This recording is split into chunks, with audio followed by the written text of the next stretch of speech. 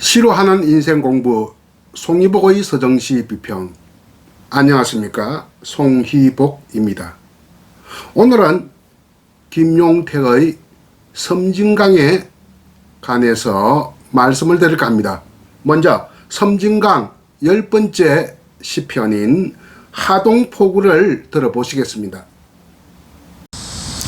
섬진강 10 하동포구 김용택. 전라도나 경상도 여기저기 이곳저곳 산굽이 돌고 논밭두렁 돌아 헤어지고 만나며 아하, 그 그리운 얼굴들이 그리움에 목말라 애타는 손짓으로 불러 저렇게 다 만나고 모여들어 굽이쳐 흘러 이렇게 시퍼런 그리움으로 어라둥둥 만나 얼싸절싸 어우러지며 가슴 벅찬 출렁임으로 차오르나니 어화 어화 숨차 어화 숨막히는 저 물결 어화 여기 여차 저 시퍼런 하동포구. 먼저 강의에 앞서 시인 김용택님께 강의 교재로 사용할 수 있도록 허락해 주셔서 감사를 드립니다. 김용택 시인의 시집 섬진강은요 1985년 간행되었습니다. 지금 여기 보이는 시집이 섬진강인데요. 제가 섬진강 시집 수십 년간 가지고 있는 시집이 있었는데 초판본이 아니에요. 뭐 재판인지 삼판인지 하는 것을 가지고 있었는데 최근에 이것이 눈에 띄어서 제가 다시 샀습니다. 이것은 1985년 초판본 섬진강입니다. 그래서 이 초판본을 구입한 기념으로 김용택 섬진강 한 편을 제가 선택해서 여러분과 함께 읽어보려고 한 것입니다. 김용택의 시집 섬진강에는 민요 쪽 가락의 시들이 아주 많습니다. 어떤 거는 사사조 율조를 엄격하게 지키면서 길게 타릉조로 흘러가는 그러한 언어 감각을 보여주는 시도 있고요. 아주 자유시 형식의 내재율 속에 담겨있는 민요 가락의 시도 있습니다. 이렇게 민요 가락을 시 속에 재현한 것은 김소월 시의 시 이래에 우리 근현대시에서 또 하나의 성취적인 면모를 보여준 게 아닌가, 이렇게 시문학사적으로 평가를 내줄 수 있겠다 하는 말씀도 아울러 전해드립니다. 섬진강 10번째 섬진강 10 하동포구에 관해서입니다. 물의 흐름을 의인화한 것이 이 시의 전반부 내용이라고 하겠습니다. 전라도나 경상도 여기저기 이곳저곳 산굽이 돌고 논밭 두렁 돌아서 만났다 헤어졌다, 물이 만났다 헤어졌다 해서 결국은 하계장터점해서 물들이 모이고 모여서 함께 저 바다로 흘러간다는 이야기인데요. 자, 그게 한 중간 정도 보면 시에 시퍼런 그리움이란 말이 나옵니다. 시퍼런 그리움으로 만나고 모여들어서 바다로 흘러가는데 물의 흐름을 시퍼런 그리움으로 의인화하는 것을 보아 시퍼렇다 하는 것은 살아있다는 것이거든요. 역동적인 삶의 신명 상태에 도달하고 있다. 뭐 이렇게 보면 되겠습니다. 그 이유는 민요 가락의 듣기 감성을 잘 활용하고 있다. 이 부분에 이 시의 핵심이다. 이렇게 보면 되겠습니다. 시의 이렇게 초반부, 중반부, 종반부로 흘러가는데 마지막 부분 후반부를 제가 한번 읽어보겠습니다. 어라 둥둥 만나 얼사저사 어우러지며 가슴 벅찬 출렁임으로 차오르나니 어화 숨차 어화 숨막히는 저 물결 어화 어기여차 저 시퍼런 하동포구 이렇게 되어 있습니다. 자, 어떻습니까? 민족 가락이 많이 지금 반영하고 있어서 듣기에 좋지 않습니까? 하계부터 하동포구에 이르는 이 강줄기는 영남과 호남을 가로지릅니다. 그 경계선 역할을 하고 있습니다. 원래 섬진강은 전라북도에서 발원을 해서 동서쪽으로 흘러오다가 하계장터에서 그러니까 동북쪽인 상계사 쪽에서 흐르는 시냇물과 이렇게 합쳐서 하계장터 쪽에서 경상도와 전라도를 나누면서 경계선으로 이렇게 내려오는데 지나갈 때는 악양평사리가 있습니다. 악양평사리는 여러분이 잘 알다시피 박경리의 토지의 배경이 되는 곳입니다. 그곳을 지나 하동포구에 달하는데요. 또 하동포구를 또 벗어나면 어디로 가느냐 하면 노량으로 갑니다. 하계는요 영호남 상징인데 이번 여름에 물난리가 크게 나가지고 아주 잠겨버렸습니다. 굉장히 안타까운 일인데요. 이 하계는 문학하고도 상당히 관계가 있어요. 문학 작품의 무대로 많이 활용되어 있습니다. 여러분이 잘 아는 해방 직후에 김동리의 역마도 화계장터를 배경으로 했고요. 그 훨씬 이전에 정약용이 젊었을 때 진주에서 잠깐 있었습니다. 장인 어른이 병마절도사로서 진주에 근무하고 있을 때 그의 아내와 더불어서 한 1년 정도 이 진주 부근에서 함께 살았습니다. 그리고 여기저기 여행을 통해서 많은 것을 경험을 하게 됩니다. 그래서 여기까지 화계장터까지 와서 좀 며칠간 머물다가 갔는데요. 그때 시를 남겼습니다. 그때 젊은 나이입니다. 10대 후반 나이에요. 두치진이라고 하는 제목인데요. 이 두치진이 화계의 옛 지명입니다. 얼마나 이 장이 번성했느냐 하면 개성, 지금 그 당시에 송도라고 했죠. 개성과 중국에서 비단이 들어오고 울릉도와 탕나가 어딘 줄 아십니까? 제주도입니다. 울릉과 탕나에서 생선이 들어왔다. 그래서 막 하는 전라도 경상도로 이렇게 흩어질 만큼 엄청나게 번성했던 장터임을 묘사한 시 두치진이 있습니다. 두치진이 바로 화계의 그 당시 지명입니다. 아주 유서 깊은 곳이라고 할 수 있겠네요. 경상도 사투리 된 속담에 이런 말이 있어요. 이바구는 거짓말이요, 노래는 참말이다. 이바구가 뭐냐 하면 설화, 요즘의 개념으로 하면 소설입니다. 이건 언어로 이루어져 있지 않습니까? 언어로 이루어진 것이고, 노래는 언어이긴 하지만 가락이나 장단, 음악적 요소가 주가 됩니다. 그래서 언어를 아주 집약을 하고 축약을 하고 그 핵심만 끄집어낸 게 바로 노래의 노랫말이라고 할 수 있겠죠. 언어는 그냥 안에 나오는 대로 또 혹은 논리적으로 말하기 형식, 발화 형식을 갖춘 것이 이바구, 이야기라고 할 수 있겠죠.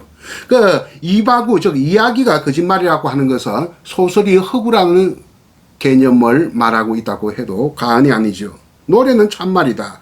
그 인간의 가장 진실된 성정을 드러내는 것이다. 이렇게 보면 되겠습니다. 불교에서는 말을 잘 이용하기도 하지만 말을 엄격하게 절제를 하죠.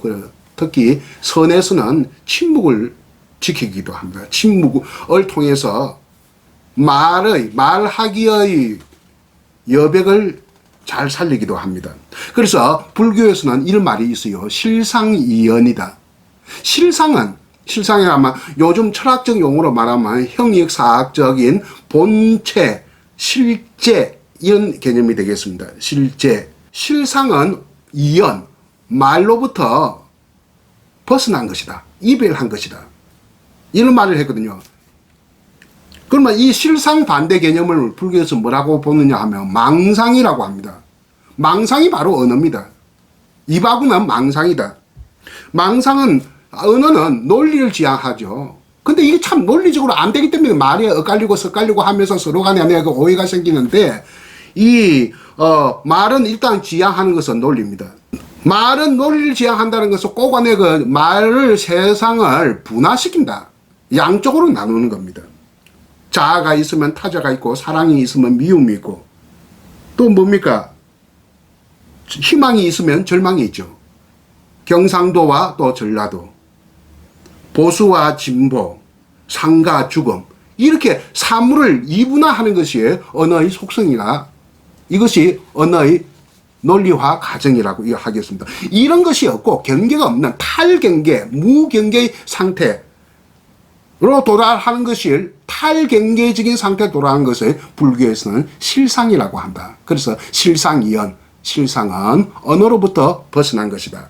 그러니까 말을 함부로 하지 말라는 이야기도 포함되겠죠. 노래가 왜 이렇게 언어로부터 벗어났냐?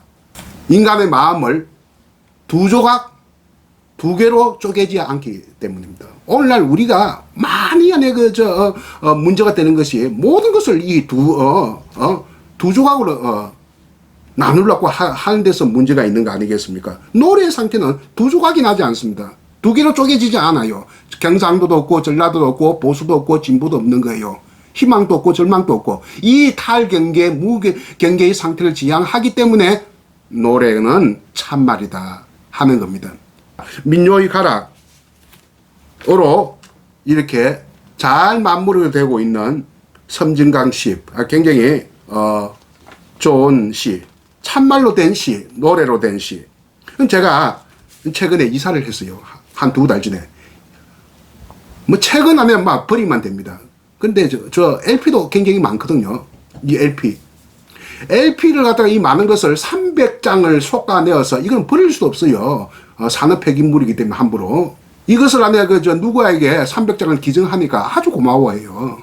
아주 나도 참 잘 기증 잘했다. 얼마나 많았으면 이 300장을 갖다가 솎아내겠습니다. 이 솎아내기 때문에 한 일주일간, 올해 연구 교수라서 좀 시간이 많아가지고, 이 일주일간 많이 LP를 들었습니다. 한 일주일 들으니까 귀가 먹먹해요. 모든 장르, 클래식 음악부터 트로트까지 모든 장르의 글을 다 듣는데, 저도 깜짝 놀란 게 있었습니다. 저 평소에 그렇게 국악을 좋아하지 않았는데, 국악 레코드를 들어보니까 가장 내 마음속에 영혼으로 남아있다. 그러면 국악이 얼마나 우리에게 체질화되어 있냐 하는 것을 알 수가 있습니다. 그러니까 국악이 주파수에 마땅한 이야기입니다. 주파수라는 개념은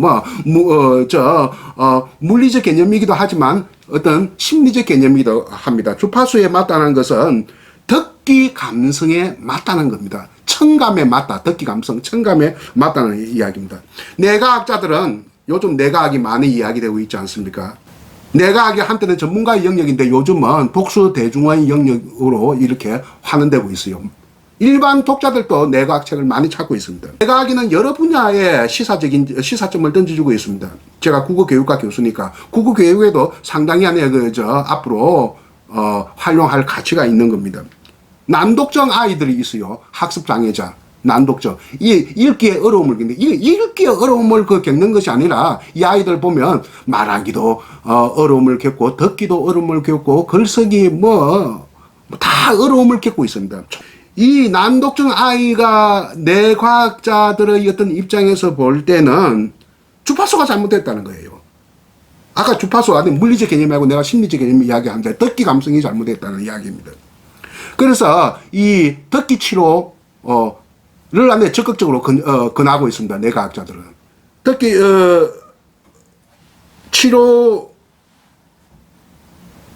바로 일종의 듣기 감성인데요. 이 주파수에 맞지 않으면요, 심오한 진리의 말씀도, 베토벤 음악의 그 장중하고 장업한 클래식도 소음에 지나지 않습니다. 우리 인간이 안에 경험하고 있는 소리는 사실 90% 이상이 소음입니다. 자기한테 맞아야 되거든. 자기 지금 현실에, 자기 현재의 기분에 맞아야 이게 진리의 말씀도 이렇게 자기 것이 되고 베토벤 클래식도 자기 것이 되는 거예요. 이 주파수에 맞지 않으면 자기 것이 안 된다. 이 가장 우리에게 주파수에 맞는 것이 체질화 되어 와서 면면이 이어져 온 국악가락, 민요가락이 아닌가. 예, 그래서 김용택의 섬진강 10을 읽어보면 주파수에 맞는 듣기 감성의 서정시다 하는 것을 느끼게 해주고 있습니다. 기억이 나는 게 있네요.